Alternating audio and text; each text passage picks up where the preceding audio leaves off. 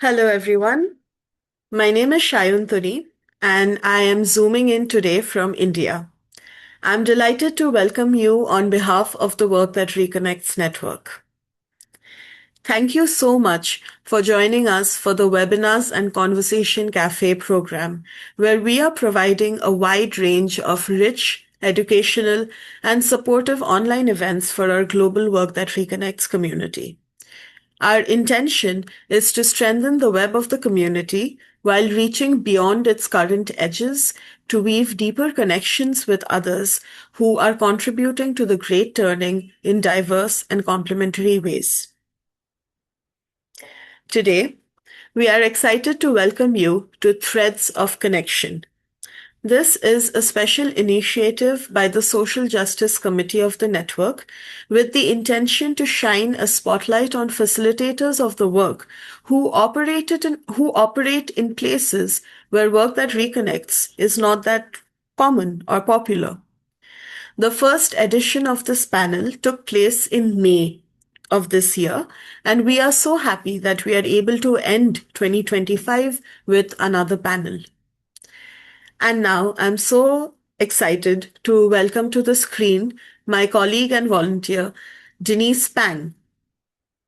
Denise is a regenerative coach and facilitator, bridging cultures and disciplines. Her work integrates corporate experience with personal healing and regenerative practice. Through the Work That Reconnects, Climate Coaching Alliance, and Theory U, she supports communities in fostering right relationship within ourselves, with each other, and with all of life. She is a wonderful volunteer of the network, and I have really enjoyed working with her over the past few months. Denise, I'll hand it over to you. Thank you for the wonderful introduction and welcome, Shayantani. And hi, everyone. My name is Denise. It says there that I am currently in Norway, but I am from Singapore originally, where I was born and raised and spent most of my adult life. So we moved here to Oslo in 2017 with my family. I'm fairly new to the Work That Reconnects. I found Joanna Macy and her work probably early last year as I was going through my own journey. And it has really touched my heart. And I have fallen in love with it. I've signed up immediately as a volunteer. And now I get to interact with three amazing facilitators of the Work That Reconnects. And it brings me great pleasure to be able to spend the next hour or so with them, as well as with all of you. So as we bring the panelists on, what we'll do is we have each chosen an image or an object, a symbol that's very close to our culture and tradition, which we will use to frame our introduction. So here is mine. It's a rosary. So for those of you who know, it's beads of prayer of the Catholic faith. And a little bit about why I've chosen this symbol. While I'm no longer a practicing Catholic, I was raised Catholic, and it reflects the polarities that have shaped me. The rosary for me is a reminder of my own journey of unlearning, decolonization, and reconciliation. And it is this journey of recovery that shapes the work that I do as a regenerative coach and facilitator. So that's a little bit about me. I'd like to bring our first panel directly to the right of my screen. That's Rukmini, if we could spotlight her and invite her to introduce herself. So Rukmini, just to say a few words. Rukmini Iyer is a facilitator and systems thinker, working globally at the intersection of conscious leadership, peace building, and systems transformation. Rukmini is based in Mumbai, India, where she serves on the faculty of the Spiral Journey Facilitator Development Program. Over to you, Rukmini. Thank you, Denise, and namaste, everyone. The object that I want to bring into this space is this musical instrument, which is called an iktara, which is used particularly in singing folk music in India. And I uh, enjoy the symbolism of it as much as I enjoy playing it. The bass is made of a board, like a pumpkin, which reminds us of the need for humility, to be rooted, grounded to the earth. And the string, iktara literally means one string. And it's a one stringed instrument, and the tightness of the string and the right tension that it carries is a critical part of both music and spiritual reflection. Buddhism speaks about moderation and right kind of tension, which applies to music, which applies to our life in general. So it's as much a reflective instrument as it is a musical one. And this is, I want to offer the rhythm of the Iktara into the space. Beautiful. Thank you, Rukmini. Our next panelist is Joanna. So Joanna Tomkins, if we can spotlight Joanna.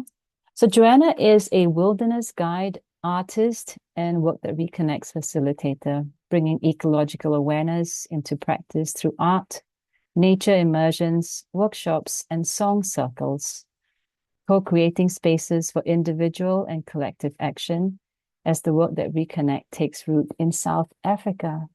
Over to you, Joanna. Welcome. Thank you, Denise. Welcome, everybody. It's a pleasure to be here in Cape Town, South Africa, and in our country and in the rest of Southern Africa. We use this herb, this medicinal herb, which is called impepo.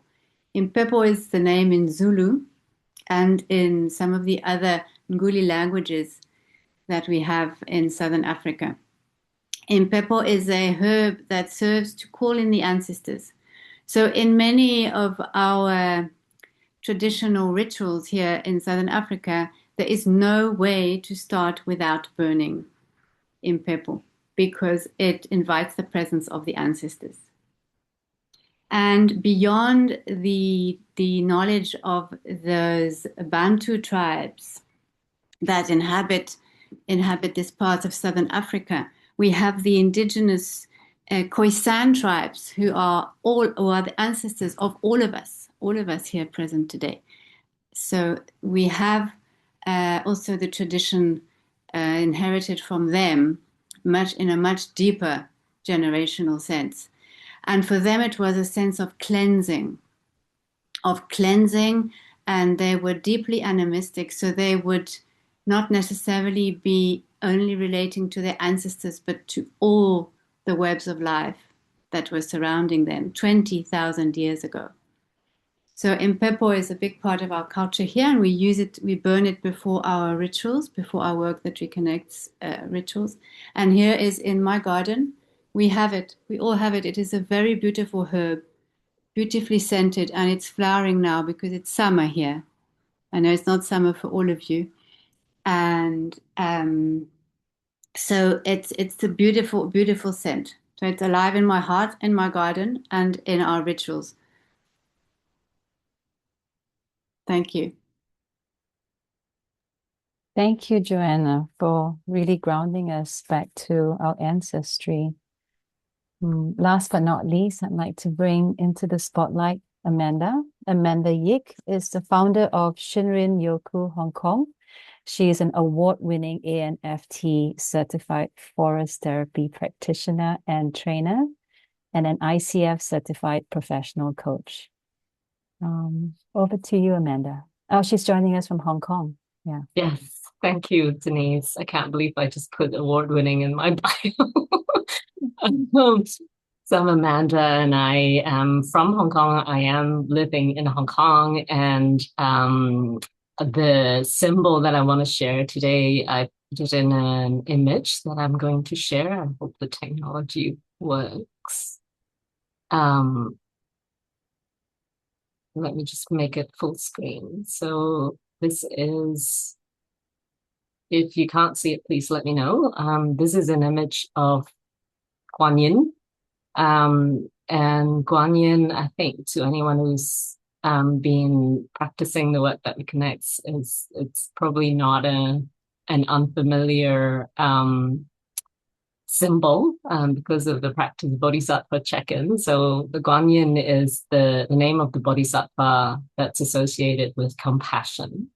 I think in Sanskrit, if I try to pronounce that word is Avalokiteshvara. So I am not Buddhist, but Guanyin in my culture in Hong Kong, and I believe in many of the Chinese lineages, Guanyin is an image of just universal compassion. And it's very much a part of the Chinese folk religion. It's practiced by many, regardless of their religion. And there is this just huge respect for the openness and the willingness to serve and generosity. And I want to invite that into our space today. And this spirit of service and compassion is something that I feel like is my lifelong lesson. I'm always trying to practice that. Not the easiest thing. And, sometimes when we're facing very challenging situations and when we're meeting people that are just very much on the other end of the spectrum for us. But those are the moments that I guess, are the best times to practice compassion. And another aspect of Guanyin that I feel very much intriguing, but also very relevant, I guess, to our modern times as well, is that there were stories of Guanyin being a male, and then in more recent times, it's become a female. So I guess in a way, it is a very strong reminder for us that gender is not an issue, and compassion just rises above gender or any other aspects that might serve to separate people. And I also believe that Guanyin is a symbol that is incorporated into other types of religion too, but maybe in a different name. And yeah, that's what I would use to. Oh, by the way, this photo is a Guanyin statue in Hong Kong in Tai Po, and it's very beautiful. So if you ever come to Hong Kong, please do visit. Thank you for sharing that, Amanda. Also reminds me of yin and yang, sort of that duality that we all hold within us. For those of you who have just joined, welcome. This is the Threads of Connection. It is a initiative by the Social Justice Committee of the Work That Reconnects Network. And I see some of you have indicated where you're dialing in from in your names. If you haven't, you can type into the chat and say hello, plus where you're dialing in from, so we know where around the world you are.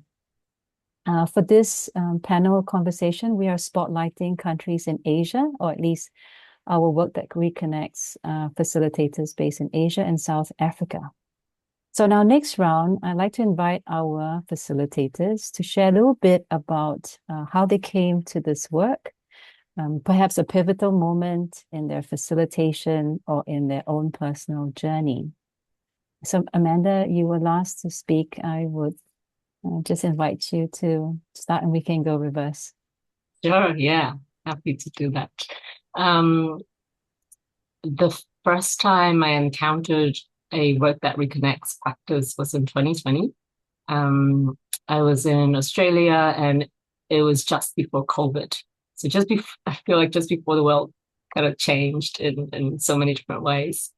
And it was in the Australian bush. I was on a nature-based retreat. We were practicing sharing circles and mirroring, and it was a beautiful experience overall. But one of the practices that really, really stayed with me that the facilitators offered, and it was not a Work That Reconnects retreat, they were using that practice, was the truth mandala. And it was my first kind of deep dive into a practice that could feel, I guess, quite intense for a lot of people.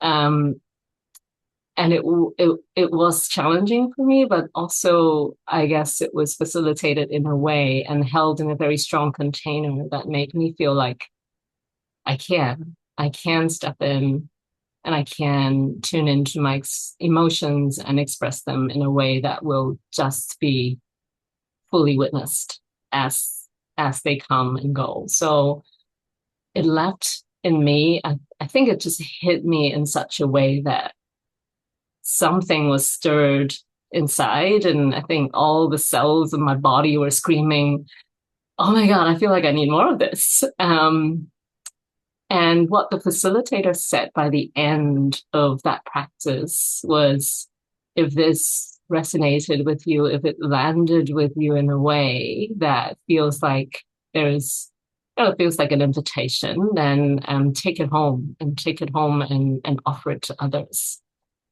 I felt like that was a very bold invitation because, I mean, the facilitator didn't know if we have had, the capacity or the skills or, the ability to hold space for others the way that they did. But somehow I took it home, and I, in a conversation with a friend, and I'm moving on to the pivotal moment now, I spoke to a friend who just came out of a vision quest, that, I experienced this truth Mandela and I felt called. Um, and then all of a sudden we realized that where we were having that conversation felt like a Mandela. Like we felt like we were sitting in a Mandela right now when we're talking about the truth Mandela.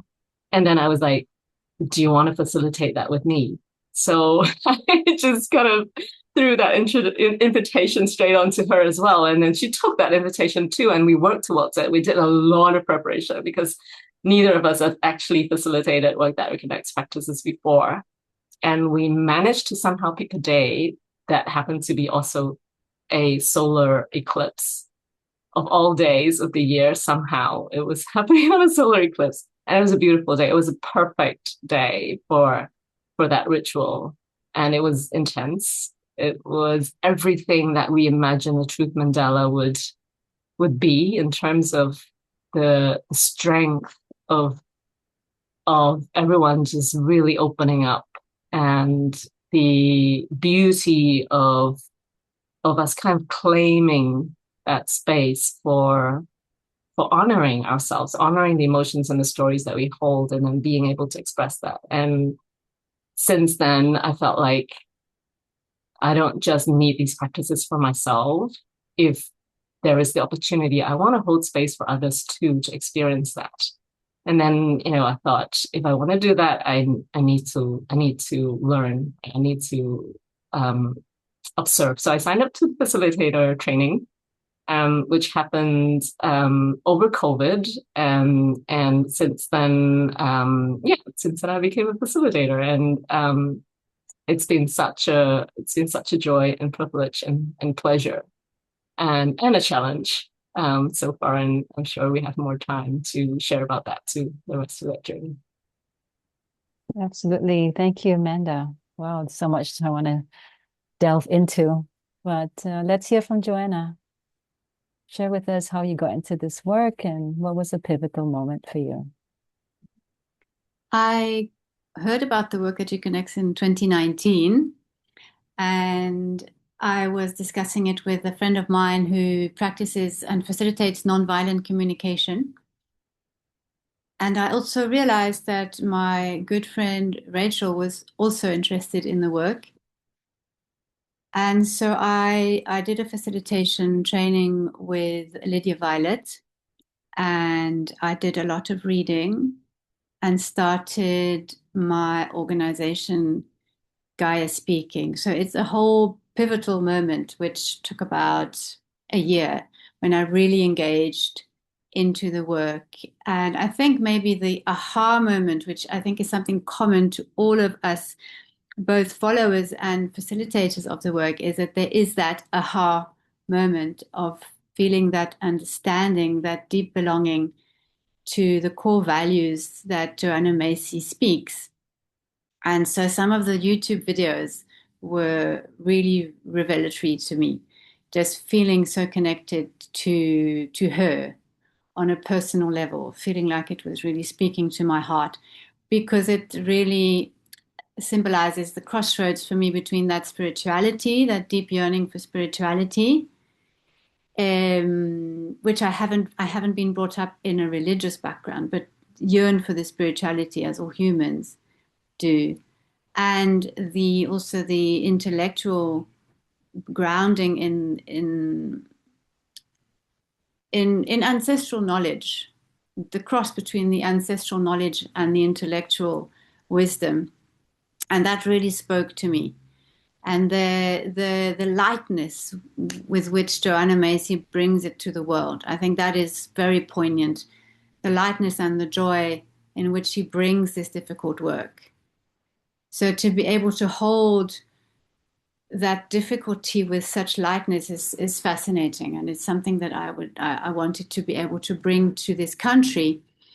It's been a difficult journey because, like Amanda was saying, we'll talk about it later, but to bring it to a country where it was not practiced before has been quite a journey. There was a few workshops here over the past decades, but as a solid collective, this is the first time we have taken steps in this region. And we've done retreats. We particularly bring the work through singing, through song circles, which is something Rachel and I already had in common. And we have modified and simplified some of the rituals to be able to put them into a song circle practice that we've been doing for over 4 years now, every month. And also we've done longer retreats, which are a little bit more difficult to promote. And truth mandalas, standalone councils of all beings, and newsletters, and just encouraging mentorship as well, and a bigger community of practice and the spreading of facilitators in South Africa. Thank you. Thank you, Joanna. Last but not least, we have Rukmini. Thank you, Denise. So I came across Joanna's books back in 2013, when I had just about finished a fellowship in peace and conflict studies. My work, part of my work is in peace building. And I was left churning with a lot of questions because it had been about 3 months of speaking about peace and conflict, and most of what we spoke about was about human beings in conflict. And there was this niggling question about, what about the millions of other species on this planet that we're living with? And are we even thinking about them as we speak about war and as we speak about peace? And Joanna's books came in as not so much an aha as much as a it was a sense of settling to say, okay, I'm not going crazy in my thinking. It does make sense to think beyond the human perspective when it comes to peace building.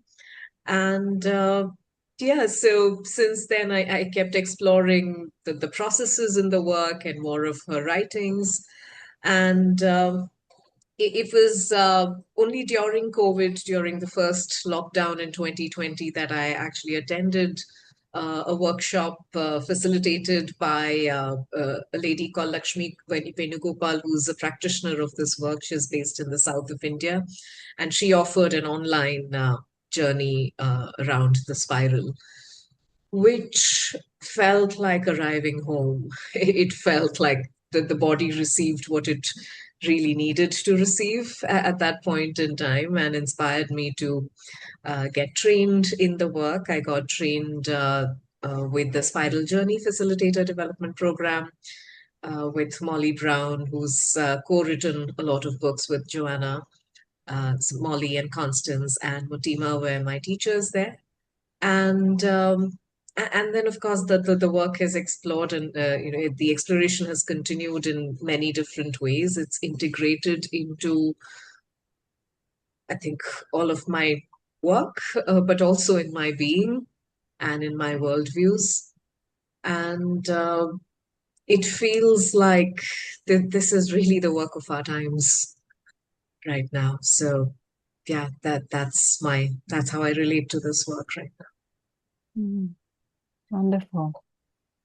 So you can hear across all three facilitators and their sharing, the common threads are how the work that reconnects first touched us deeply, and then feeling called to share this with others. And you've also raised that facilitating this work and holding this space for others comes also with its challenges.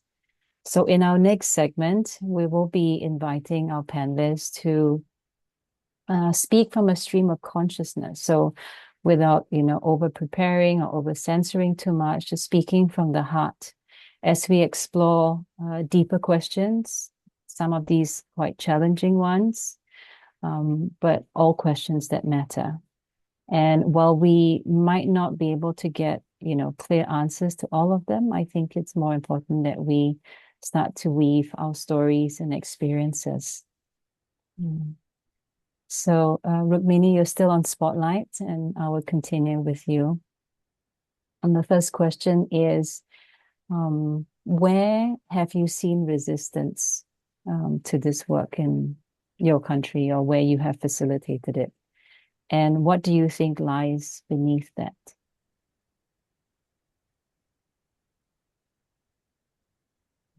So I have, of course, offered this work as standalone, as just Work That Reconnects offerings, where the resistance more often than not is minimal because people know what they're coming in for.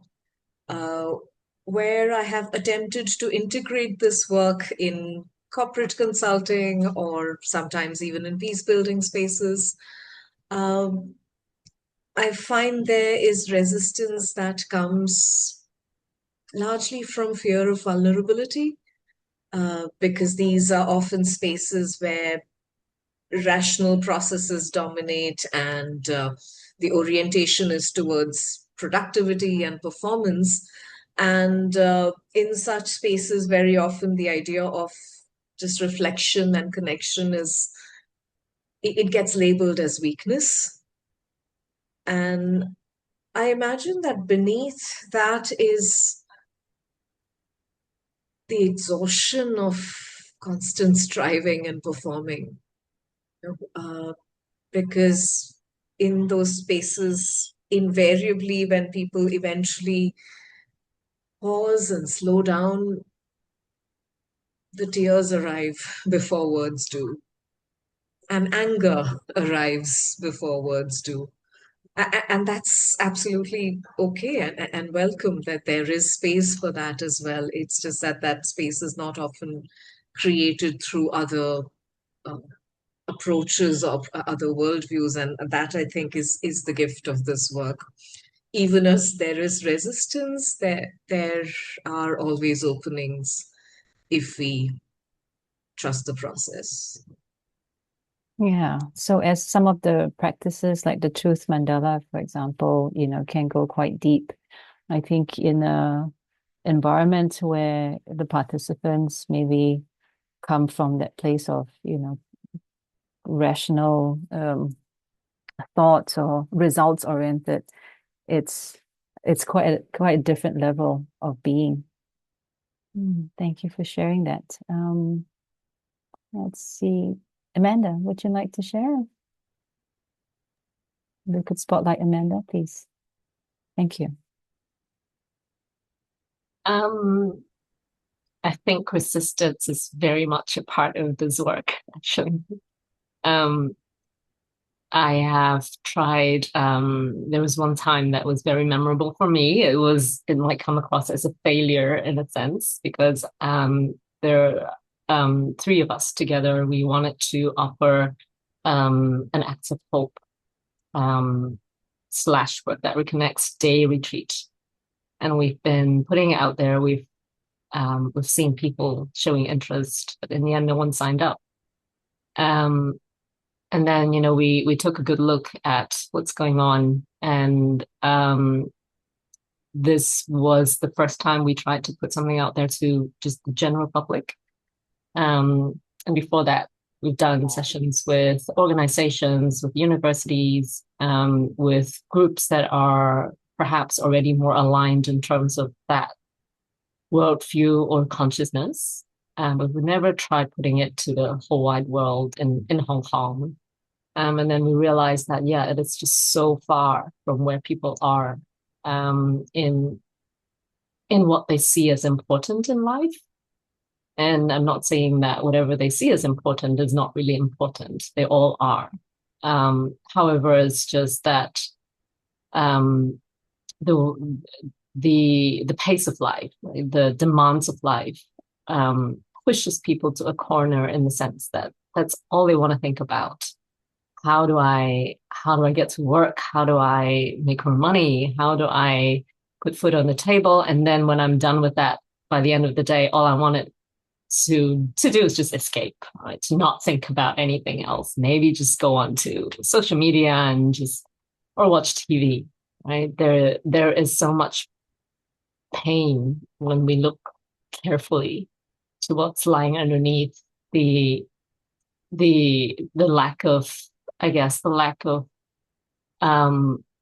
that spaciousness for us to actually feel the feelings in our life, in our daily life, and have that lack of spaciousness accumulated for so long, to a point where it's become a comfort zone, right? It's easier for me to not feel.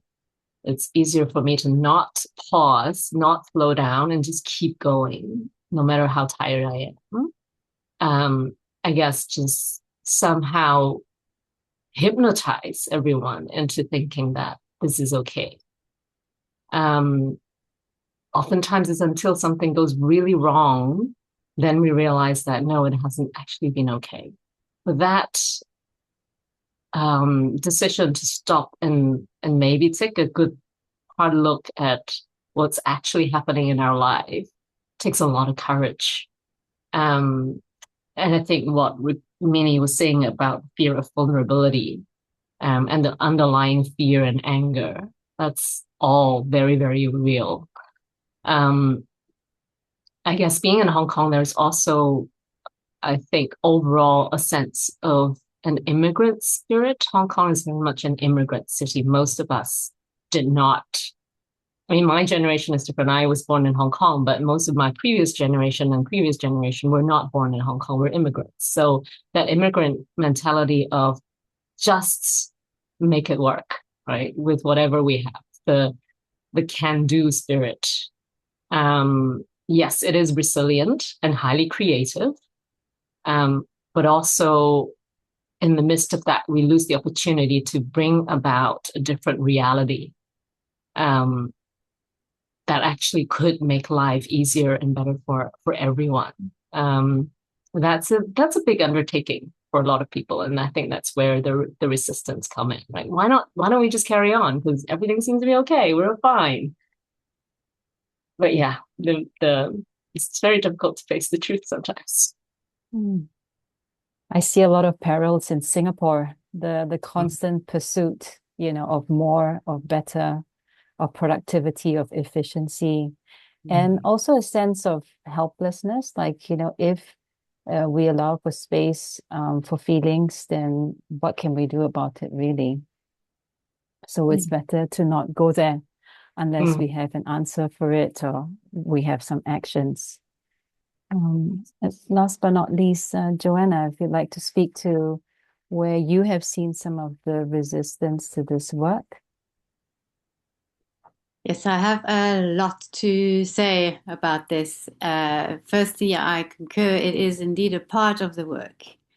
So the resistance is what makes the facilitation of the work exciting in a way and meaningful. So I have the same situation in South Africa, where there is a lot of people who are just in survival mode on an economical level. So there is a big part of the society to whom the work that reconnects is completely inaccessible because of where they are at. And then there's another more privileged part of society for whom the culture is very much a happy-go-lucky. We celebrate the positives of life. We celebrate the new South Africa. And we also are fully aware of having incredible, beautiful wilderness around us. And so there's much less, when I hear other facilitators in North America speak, for example, there's a lot less awareness of climate change here because we still have so much wilderness. And we have also that wilderness and that rawness within our cultures. Our African cultures are extremely resilient and celebratory and connected. We have a lot of sense of community here. So there's also a feel for some people that this is not needed. This work is not needed. So there's a resistance there. And also then the usual not wanting to go there. Not wanting to go there because it's depressing, but also not wanting to go there because we have other social issues that are a lot more important to deal with. So I think we'll talk about that later in other questions that will be coming. But there's a sense of priorities where we don't see the ecological, the eco, which is indeed, as we know, the Greek word meaning home. We don't see that the ecology is underlying all the social justice issues. We sometimes see a competition within activists who have to go first to the social issues. So there's a resistance there in the activist communities, I would say, as well. And then importantly, like Rukmini said, it's very different to bring it to schools. When I have brought the work to schools or institutions, it has been very rewarding, very easy. And I look forward to doing more of that. When I have done my workshops, it's been also with people who have come voluntarily to the work and have fully enjoyed it. Then we have our song circles where some people come because they want to sing. And then suddenly we're singing pain. And some people look a little bit confused. But at the end of the 2 hours, everybody has dropped a little bit of that resistance. But each time there are a few people who are a little bit confused and resistant. And then we have other situations where I have brought the work that reconnects within gatherings and festivals where people did not expect it, and then there is actual resistance where people can walk away because they're not prepared. So those I tend to avoid, those areas. So that's enough for now. Thank you. Thank you. I see some comments in the chat, so I invite everyone, if this inspires you to share a thought or a question or an experience or what, you feel free to type it into the chat.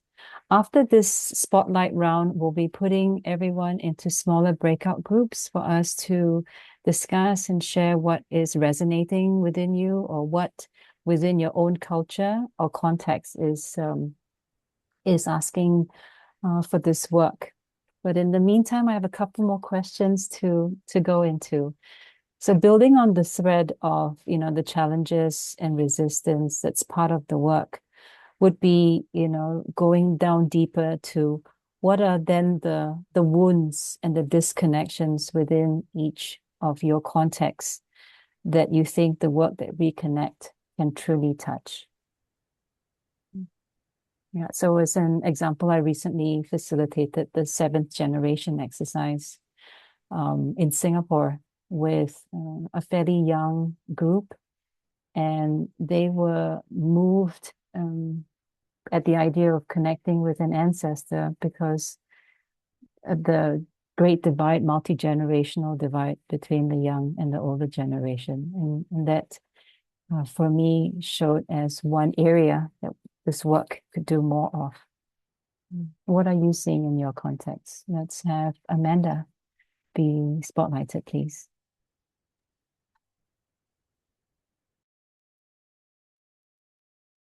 Sorry, it took me a while because I'm trying to click. I think the thing, the wound that's coming to me right now is the longing for a sense of belonging, the true sense of belonging, not the kind of sense of belonging that is indicated by my ID card or my passport, but the sense of belonging where I can feel safe in my body. I can feel safe and at home where I am. And that question of, what is home? Where can I call home? Is this home safe for me? Can I be fully authentic here where I'm supposed to be able to, right? But a lot of times that's not available to many of us. And I think it's a wound that goes very, very deep into probably many generations. Like I said, in Hong Kong, we're very much an immigrant society. A lot of Hong Kong people had ancestors in mainland China. We are a city in mainland China, and our ancestors, most of them did not come from Hong Kong itself, right? A lot of them came from other parts of China after the Second World War, like my parents. And many of us, I was shocked because I offered a 7th-generation practice, and before that we did a plum village practice called touching the earth, and then we invited everyone to say the names of their parents, the mothers, fathers, grandfather and grandmother, and other ancestors that you want to bring into the circle, into the ritual. And I was shocked at how many of the participants couldn't say the full name of their grandparents. They just don't even know the names of their grandparents.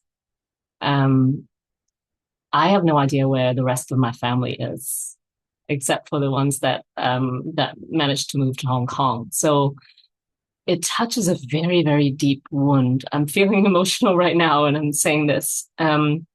This disconnection from the ancestral roots of not really knowing where I really am from, right?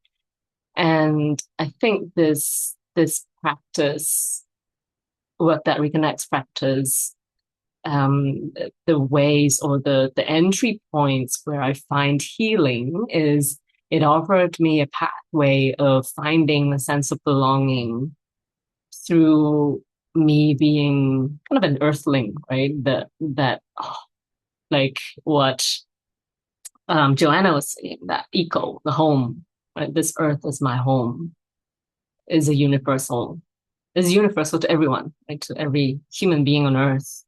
And that ecological self, right? The identity, identifying myself as a part of this human community across time and space.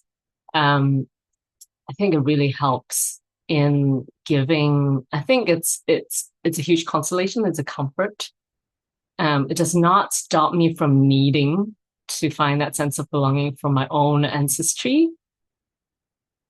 It's almost like we're like orphans in a way because of that history, because of that disconnection with our roots.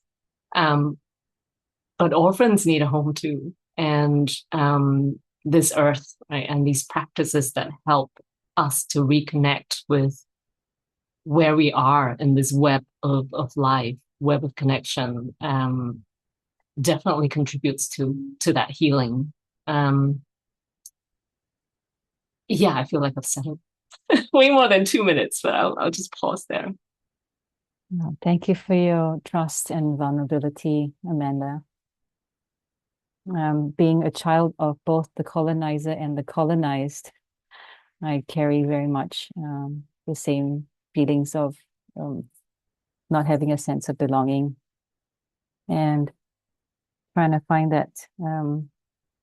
where I'm indigenous to has been a question I've been carrying a while, because it's not in Indonesia or in the Netherlands or in China. Maybe it's all of the above. Rukmini, if I could spotlight you, please, on the topic of also colonization and decolonization. What do you see as some of the wounds or disconnections in your context?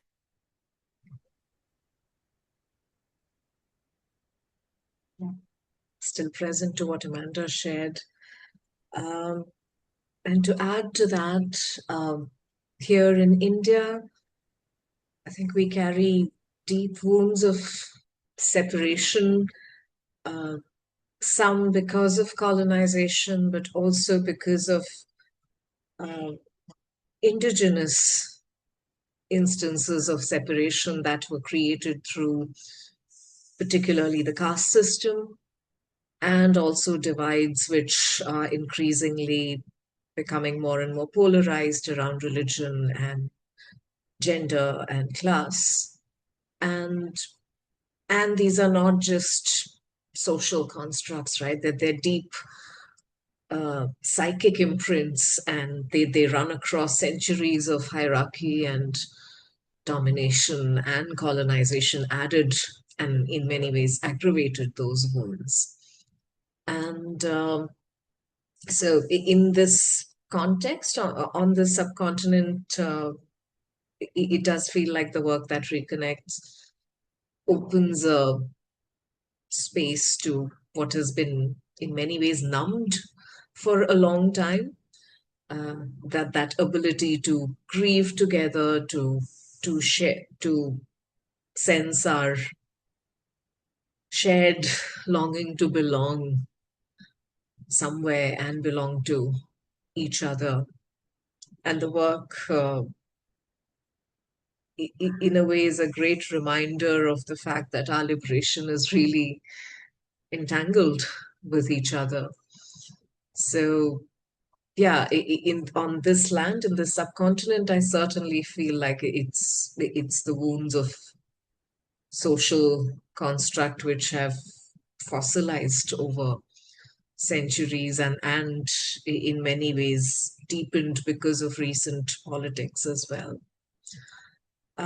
Beyond this land, in other spaces that I've done this work, I'm reminded of, so in the last few years, I've done a lot of work in the context of the Ukraine war. And I remember doing the 7th generation practice, which you and Amanda referred to, with Ukrainian refugees and Russian exiles in Moldova last year.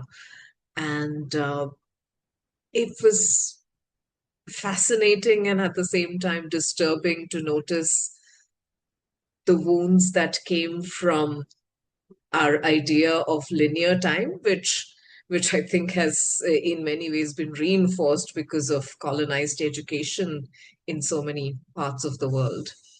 And to me, that's really striking because the Eastern orientation towards time, which perhaps is informed by our Buddhist and Hindu lineages, that the relationship with time is very non-linear, and it's in many ways it's in contrast with what Western education offers us, which is an idea of linear time. And it was amazing to notice how the participants in that space were connecting with the idea of a future being and inviting the voices of the future being to speak into the war that's happening now. And it broke them in many ways to notice that is accessible right now, and that we owe it to that future being to do something about the war here and now. It's not only about us. It's not only our timeline that we are responsible for. And I think that that's also something that I've come to recognize increasingly as a wounding, this linear relationship to time that we've cultivated and reinforced through so many of our performance metrics across organizations and academia and other spaces. So those are, yeah, very living wounds for all of us. And I think that this work certainly has room to touch those wounds, name them, and gently tend to them together. Yeah, that was there. Yeah, thank you for sharing, Rukmini. And I want to be mindful that these topics of wounds and intergenerational trauma might speak to many of us here in the room. So I just want to take a moment to pause and breathe into what might be coming up for some of us.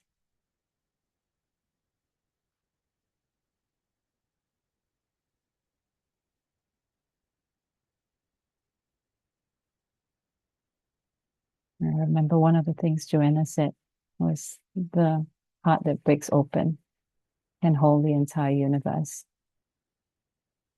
And it gives me a lot of strength.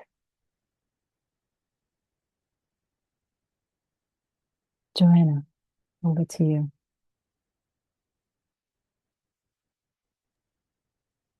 Thanks for that pause, Denise. Thank you for your sharings, Amanda and Rukmini. I feel that there is a big opportunity to heal the wound that I was talking about, the resistance between the separation between social and ecological, and grounding that on this powerful ancestry that we have here.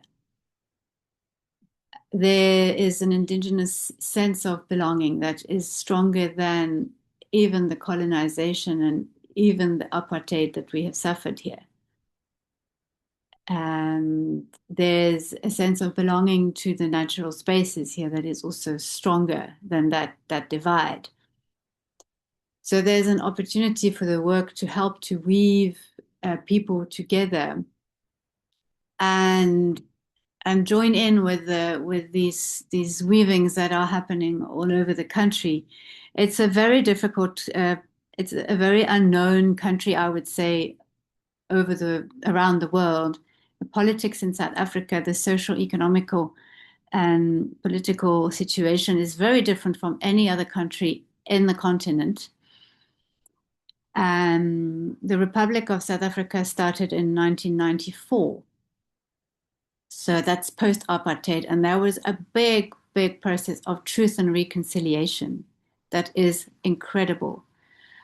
So we have a peaceful country because of that, working with those wounds of apartheid in such incredible ways through the civil society, through all the activist organizations that work behind the scenes, also through some very good government policies, but some very bad ones too, with a sense of acceptance and understanding that we are in a big transition time.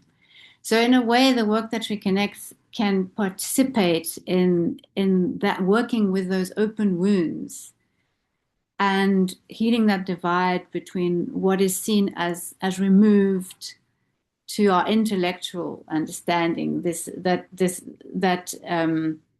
we can live, we can work on society without working on the planet.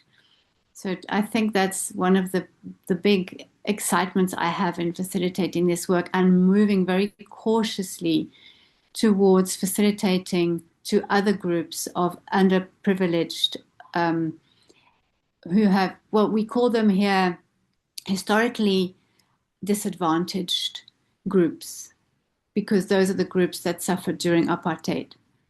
So to have the privilege to be able to bring the work to those groups, but I have to do so with a lot of caution, because I'm not a member of those groups myself. So it's a very, very interesting space to be in. Thank you. Thank you, Joanna. All right. We got into some of the deep topics quite quickly, more quickly than I had imagined we could. So let's go and take about 10-15 minutes into breakouts. So this will give us a chance to share what's coming up for us, listening to our panelists share deeply their stories and their experiences. You might want to use this time for journaling, and that's okay as well. Shay, do you want to take us through some instructions for the breakout? Sure. The intention of the breakout room is for our audience members simply to meet each other and maybe to just check in about what is emerging within them as a response to what has been shared. And yeah, a general check-in. Let's check in about what's been spoken. And we will actually be spending 5 minutes in the breakout rooms with each other. So giving both people about 2 minutes to share with each other. Keen, are the breakout rooms ready? Yeah, great. Let's send them off. Thank you. Thank you. I hope that was enough. Well, there's never enough time to talk about questions that matter, but at least it gave you a smaller space for you to share what resonated with you. And we'll have a chance later in the final segments to invite you into the conversation.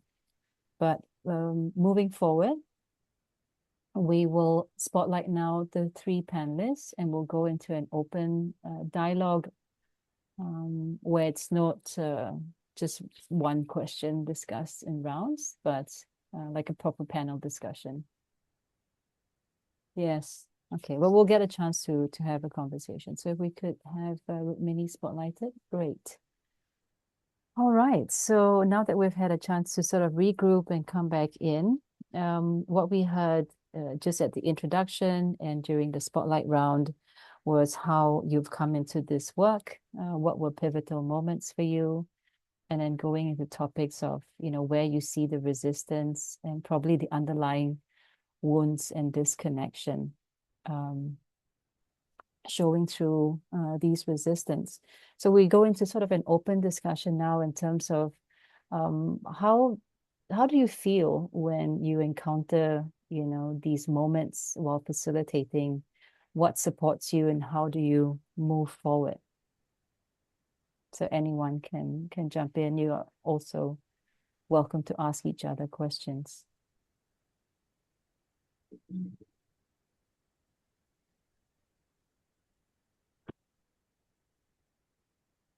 So what supports me is the sense of gratitude and the connection to the land.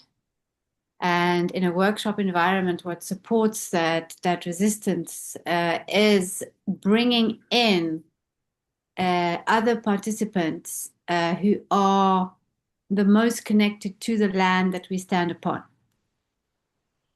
And so it's not always me facilitating the part of connection to the ancestors, the part of gratitude to the land that is generally brought in through other participants. So that what brings me strength is that power of collaboration, always the co-facilitation, beyond even being a facilitator of the work that reconnects, is calling to the facilitators of the land, including the herbs. Nice. And Amanda, do you bring some of this work into the forest as part of your forest therapy practice? Yeah, I do. And I think I'm not sure if there's another question or opportunity to share about that, but what I've found is that if I don't call it a Work That Reconnects workshop, but I incorporate practices into a workshop of a different theme, of a different setting, the practices itself actually lands. So it's almost like I need to give it, find a way for people to kind of just jump over that hurdle of, oh, this is what I'm doing now. Like, this is a Work That Reconnects retreat. When that is kind of front and center, sometimes that scares people off because of that fear of vulnerability that we were talking about, the resistance, right? But if people are somehow drawn to, I don't know, like a song circle, like what I do, like it's an immersion in nature, And, we name the elements without actually saying, this is the practice. It allows people to kind of just flow into it more naturally. So I think for me, there are times when I move past those obstacles or challenges by just simply kind of really going back to the essence of what we're doing. The names doesn't matter. Like, it doesn't matter where we are in the spiral. This is gratitude. This is now honoring the pain, right? It actually doesn't matter, but what is present in this moment? What's alive? And where do we go from here? I think it's emergence, it's co-creation. And when I look back on the times when I facilitated, I think one of the biggest reflection for me has always been, I could have asked more how the participants are experiencing this. What do you need now? Or what is coming up for you? Or what do you think is the next step? Right? Just inviting in those very organic and very present moment aliveness into the process. I mean, as a facilitator, and I'm not a very experienced Work That Reconnects facilitator. I facilitate a lot as part of my work, but when it comes to Work That Reconnects, I mean, I can't really say I'm very experienced. So there are definitely moments when I look back and feel like, I wish I harvested from that collective wisdom more. So that's something that I want to kind of bring in to my future sessions. And the power of pausing. Just stop, take a breath, take a step back, and just notice what's here. Right? And then, taking that moment to really sink in, allow whatever is present to sink in, the feelings, the intensity, the emotion, or just giving it more space for whatever needs to emerge. Like, that takes spaciousness. And yeah, I'm like kind of saying that as a reminder for myself. Isn't it? Yeah. I mean, a related question is, imagine if the Work That Reconnects was born in our countries or in our context. What would it be like? So Rukmini, there were two questions we're exploring now. One is, what supports you when you encounter some challenges? Or you might want to talk about, what would it look like if it was born instead of imported? I think what supports me certainly is gratitude, and like Joanna Macy reminds us, that one doesn't really need reason to be grateful. That just the fact that we're alive and here is reason enough, right? And that's something that I often remind myself, and that's really supportive and energizing. Another thing that feels very resourceful is telling myself that the work of ecological healing is not different from the work of social justice. It's really the same path. And we perhaps speak different languages on these paths, but eventually they're really talking about the same thing. They're both talking about the idea of reconnection, and that's what this work is all about. And that also is a very useful way to resource myself, in terms of reminding myself of the commitment to ecological healing and to social justice. Coming to the reimagining the work, I've often in the last few years thought of what might it be like if this work had originated in Asia. And I often think that maybe the work would have been sung into being or danced into being instead of being written into being. It might begin with rituals and food, and the spiral may have evolved as a rhythm rather than as a process. And that's something that I often bear in mind as I in many ways translate or interpret the work when I do it here, that it's really important to translate the essence of the work and not necessarily the format of it. And in the process, also consciously bring in the gifts that this land, this part of the world offers to the work and to the world at large, which is perhaps our relationship with impermanence, our relationship with paradox, because in most Eastern philosophies, uh, I mean, life in general is relational in nature, right? Selfhood is relational in nature.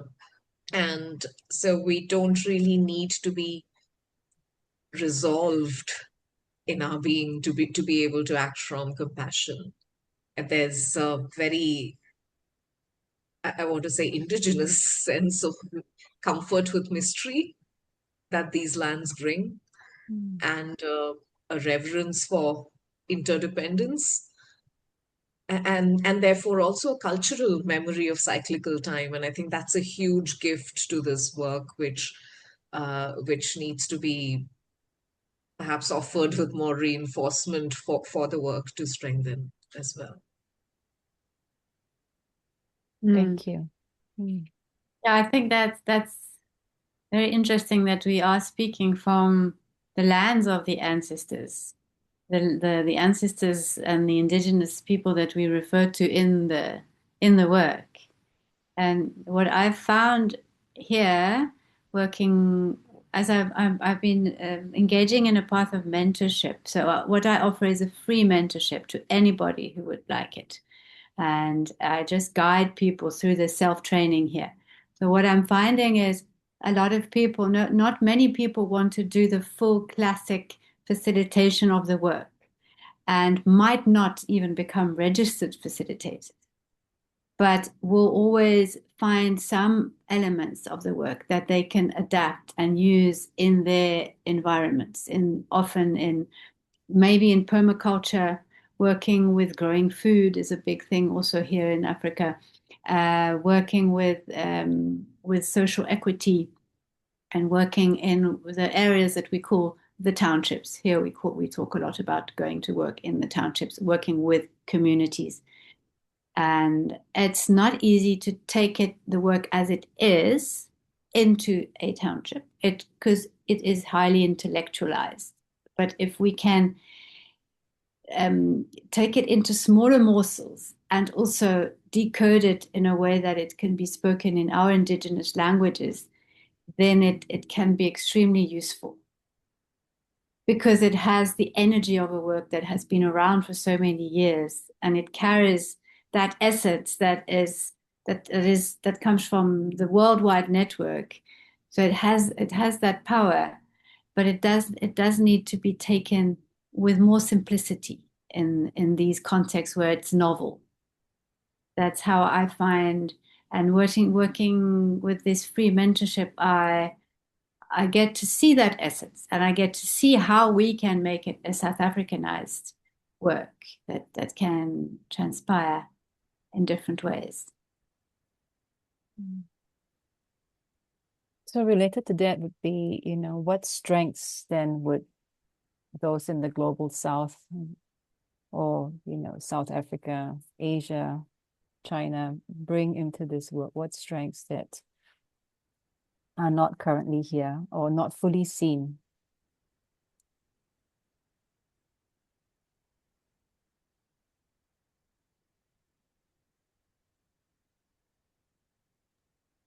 I feel like I wanted to do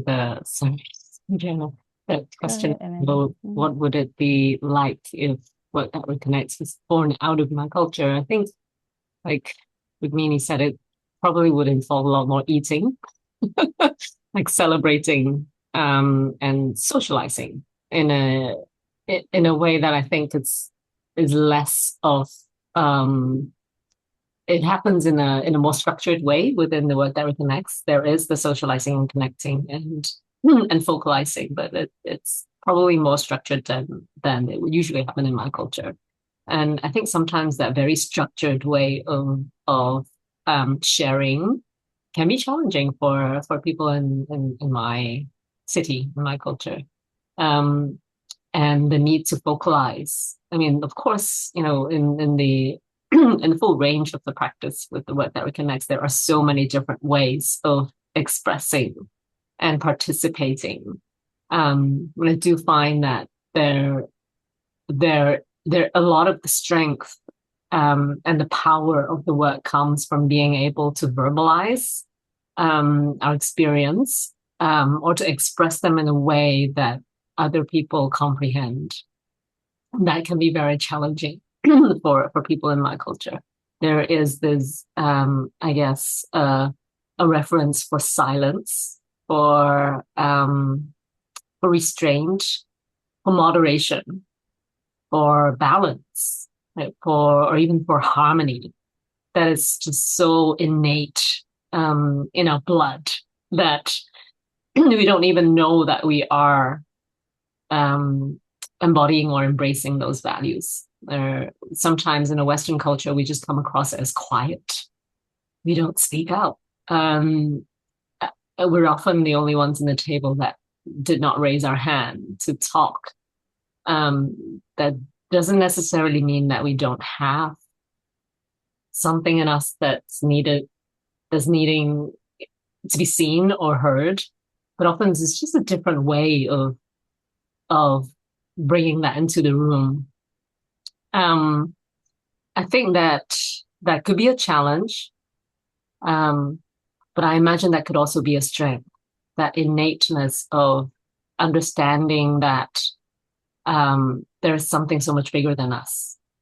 In the Chinese culture, we have a reference for the sky, literally the sky, which probably means, in other lineages or other cultures could mean the universe, the Tao, the way, the wisdom of the more than human world, or the wisdom of the land, right? But that often is invisible in our modern culture.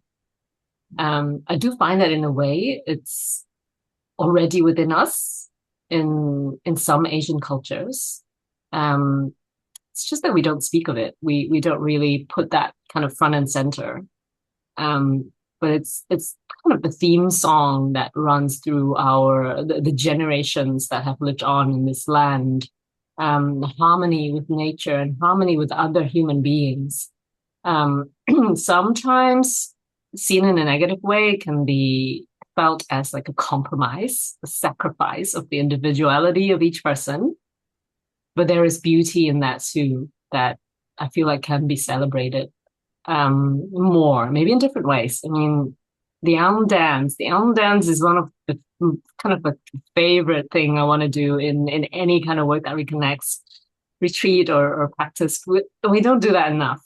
And I often feel like we can definitely have more choices of dance than just the Elm Dance. I mean, it's a beautiful one. I love it. And I look forward to the day when when I type in dance in the search column and in the list of practices online, there are like a whole lot of dances that we can choose from, and songs.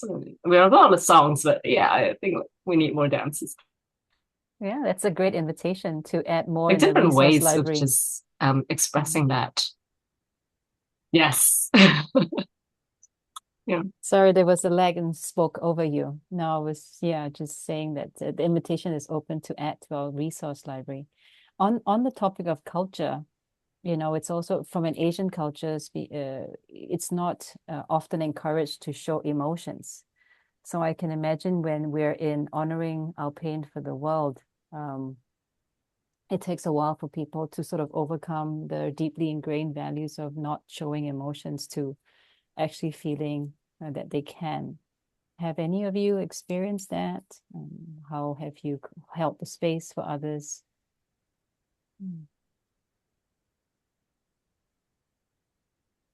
Yes, I do come across that in certain contexts. And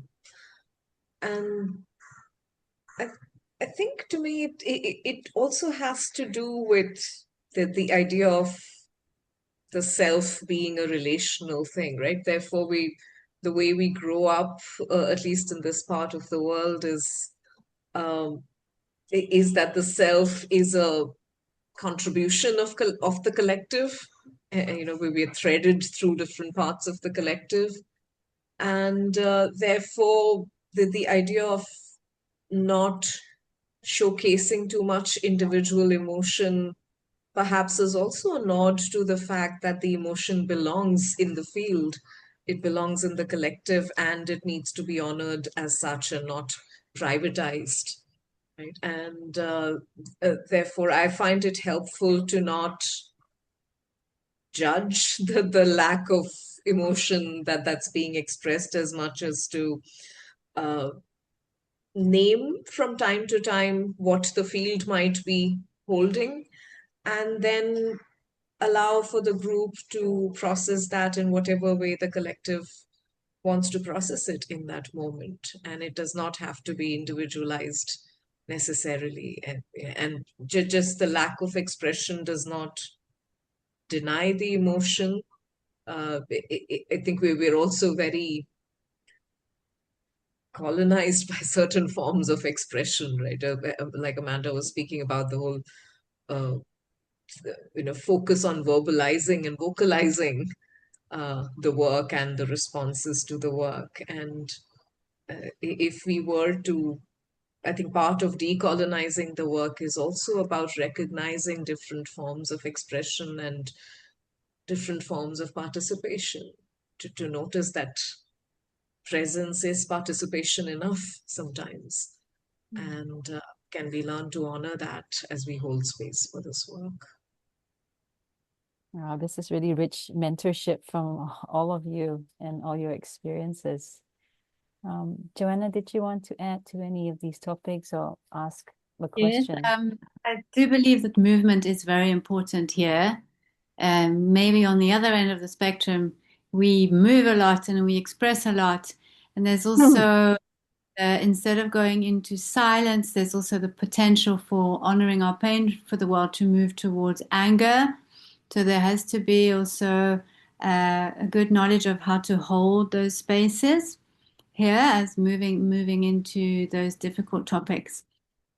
And so I would love to be able to see in South Africa more spaces where we can have different languages, not only the English colonizing language, but also the Xhosa, the Zulus. We have 11 official languages. That's only to start with the tip of the iceberg. So those would be very big spaces that would be needed for that to happen.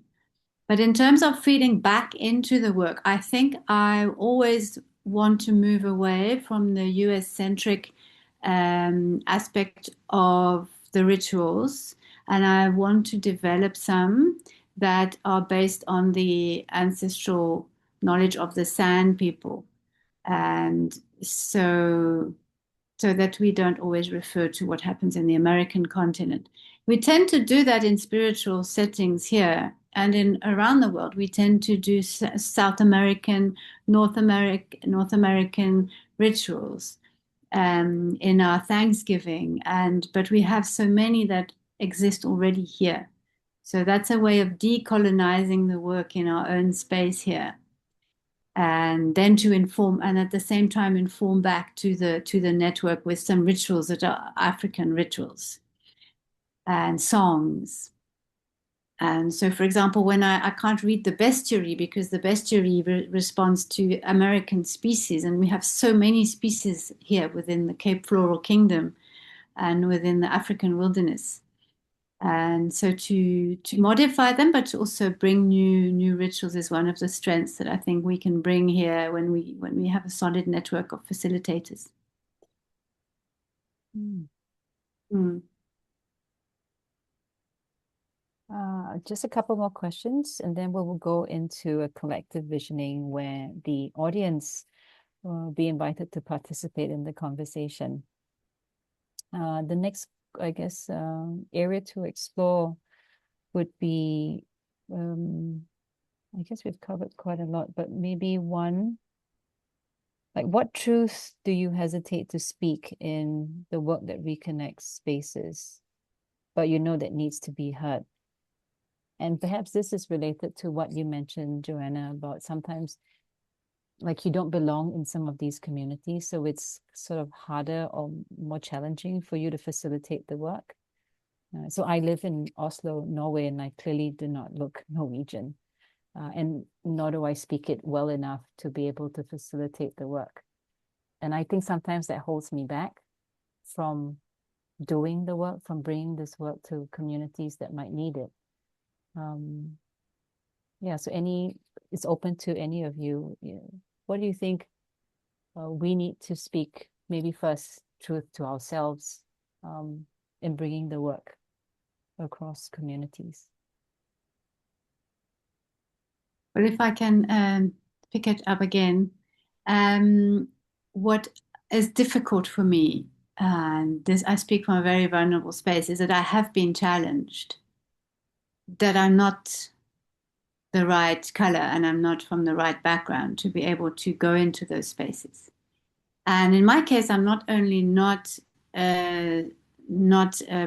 black. We say the word black here, so this I know. I also have to shy away from what is seen politically correct in America. We don't necessarily have the same vocabulary here. So if I say any word that in other continents might be offensive here, it's not offensive. I'm not black. I'm not colored. Colored here is not the same as in other countries. We have a different vocabulary. I'm white. We say that. We use those words. But I'm also not South African. I've been living in South Africa now for 18 years. And I consider myself South African. My children are born here. But there's a sense of there's something that is not very resolved in the social activist sector, where it is almost like the politically correct sometimes creates a barrier. So my feeling is often, and I'm saying something that is often not spoken because I could not say that, because we are following not only some American patterns, some North American patterns of politically correctness, but we are also following a little bit of a competition within the social justice arenas, where there's those who do it well and those who don't do it well. And there's something there that needs to be resolved for me, for the work to be able to go into those areas. Being them, I was told, these were the words I was told: we can't have another white woman facilitating in those areas. So I find myself in a difficult situation where I'm trying to find collaborations so that I am allowed an entry point into some areas, but wanting those collaborations to be true, not wanting those collaborations just to be political. So that's the edge for me. And it's an edge that I feel brave enough to stand up for, because I know this is coming from my heart. And this is where I want to be. Thank you. It's complex and probably would warrant another whole threads of connection to unpack. I think I want to follow on from what Joanna was sharing about politics. I think politics is definitely one of those things that I think is the source of quite a bit of pain and even trauma. But it's the sensitivity around it is so pointed that it's very difficult to be very transparent about it. Oftentimes people do share, especially in honoring the pain, right? And in ambiguous language. Right? And then you understand if you understand. If you don't understand, you don't understand. Right? So that's, I think referencing back to what I was saying about the difficulty around being vocal too, because when there are when politics becomes a point of intense division, how does that serve to reconnect, or does it not, right? But then if that is the source of pain, if that is the pain that needs to be seen and expressed and felt and honored and witnessed, then how do we make that possible? I think that's a big question that I always hold. And I've always just, the way I approach this work, or the way I approach all of my work, is finding that point where people meet each other instead of the points of separation and division and opinions. It's just coming to that place of our true essence and seeing each other for who they really are, instead of the views that they take on. And a lot of those views aren't even theirs. We've adopted a lot of views from other people in our lives that don't really serve us. Unfortunately, taking them as truths. And, I feel like these practices where we hold space and the container for us to be truly in connection with ourselves and each other offers that opportunity to surpass all of those. So it's finding those ways where there is that creativity, the breathing space for those to be expressed and witnessed without putting anyone at risk. I don't know if that's the right word, but without causing a sense of anxiety in people. I think it's an art. There's definitely no formula. I think it's really a testing ground for being a facilitator. It always, I think, requires us to go back to the heart of why we're doing this work. What are we holding space for? And just really working in deep humility, a lot of listening and allowing. So, yeah. Wow. Yeah, I've got so many more thoughts and questions, but I'm just mindful of the time. Rukmini, there's a couple of minutes left if you'd like to add to what's been said here. Yeah, just a lot of resonance with both of you, Joanna and I'm also thinking of how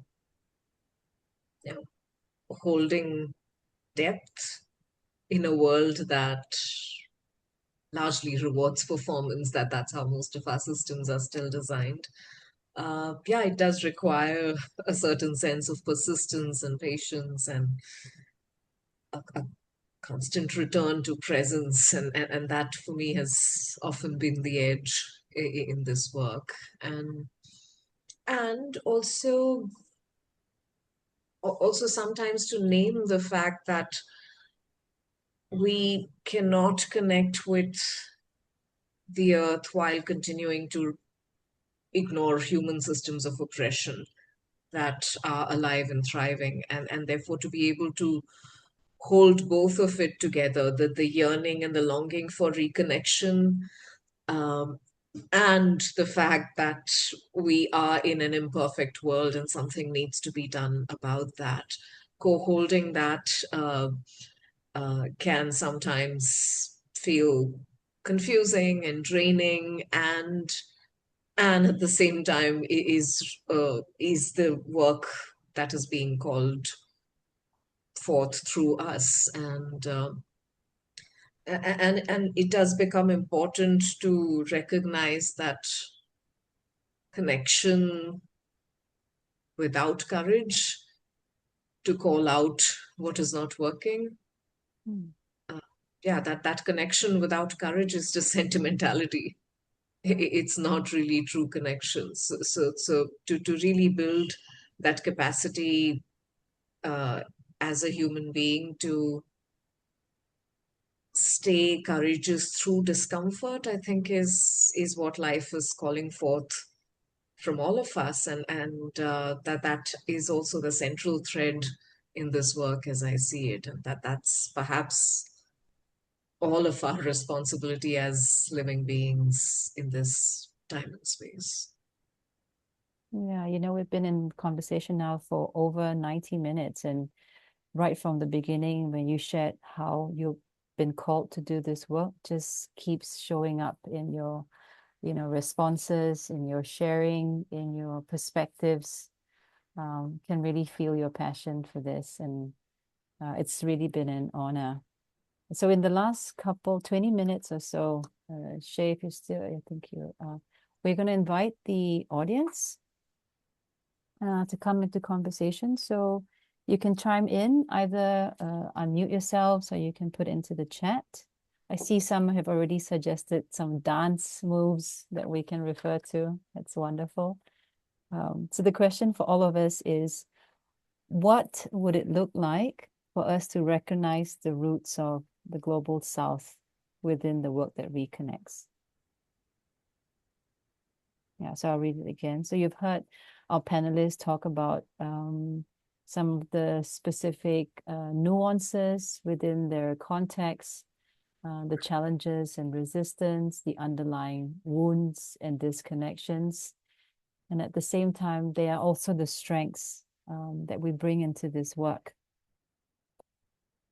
So the question is, what would it look like if we were to recognize these strengths or the roots of our context into the work that reconnects? Yeah, thanks, Kim.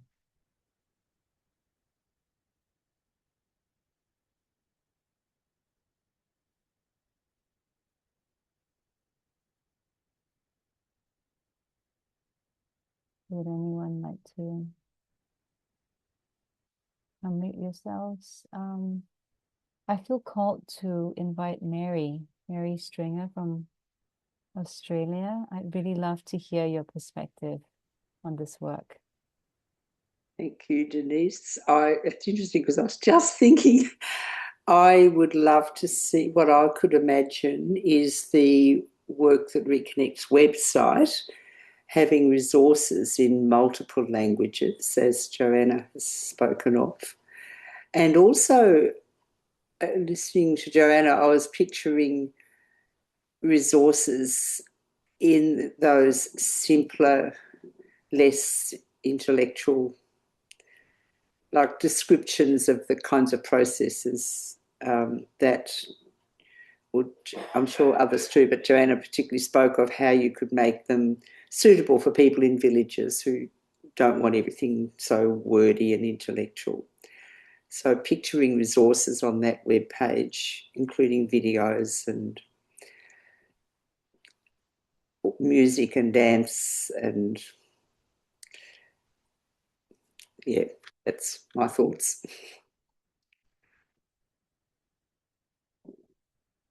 Denise, you're muted. Yes, thank you for sharing. Thank you for noticing that as well. Anyone else? Or if you have any questions for our panelists.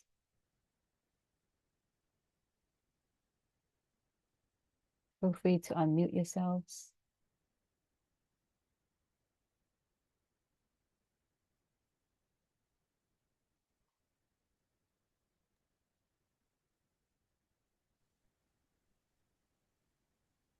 I would love to hear from the panelists about their future plans with the work. What kind of projects do you have in the pipeline? What's your vision for yourself as a facilitator? I'd love to hear that from each of you. And from Denise also, actually. Maybe we can start with you, Denise. Oh, I'm so inspired by our wonderful facilitators today to continue the work, to hone my practice, to, yeah, that would be some of the initial ideas. What about you, Rukmini?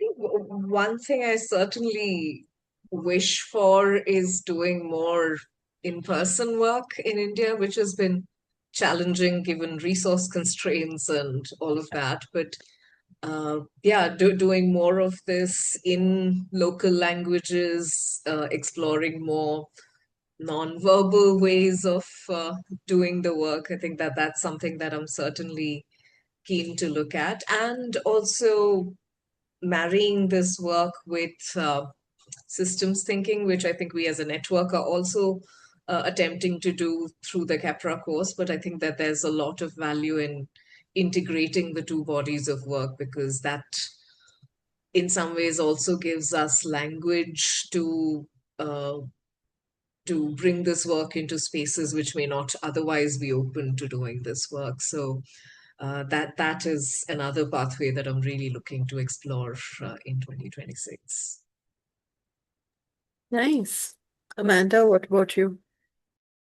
Rukmini mentioned the Kappa course. I'm at the tail end of doing the Kappa course myself, and then offering some sessions next year, hopefully, if anyone signs up for them, because they're for different time zones, right? And I can imagine being in my time zone, and yeah, there are challenges because it's still so new, right? And I think my plan is, I don't really have a plan, but the intention is to just weave Work That Reconnects practices into everything that I do, whether I call it Work That Reconnects or not. And the worldviews, the values, and the I guess the heart, the way we show up, all of that is very much already in my current work as a nature therapy practitioner. And also, I don't know if you have seen in the news that recently there was this disastrous fire in Hong Kong, in the area of Tai Po, where a lot of people passed away, and many families and households were impacted. I have no idea how I can offer this to that community, but I'm holding that intention and waiting to see if an opportunity comes up. I feel like hope, this idea of hope, is an interesting and also a tricky one for my city. Sometimes the idea sounds very religious to a lot of people. However, it is something that we need so much, given all the immensity of the challenges that we face as a city, and also as just human beings living in this world, So yeah, I'm finding ways to kind of weave that into my work as well. What does it mean to have hope? What does it mean to have active hope? Yeah, so that's going to be the plan. That's not a plan.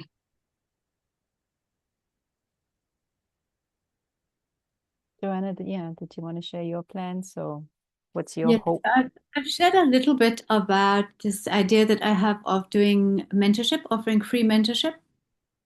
And there's an aspect of the work that is the permeability of it, that is a bit confusing, and it's a big opportunity, and at the same time it's a little bit confusing for me, is what am I mentoring? Am I mentoring a full facilitation, people who are going to register and to be facilitators, or am I mentoring people to use the work within their existing work, which I think is more reasonable in these areas of the Deep South, is that we implement tools for people to add to their existing toolkit, because there are so many different forms of action that can use the Work That Reconnects, forms of active hope. So in that mentorship, I think I will learn about how best to serve the work with the collaboration with these people. And I continue to hold an Active Hope Circle monthly online. And those people will also be able to come together from different parts of the country. It's a big country.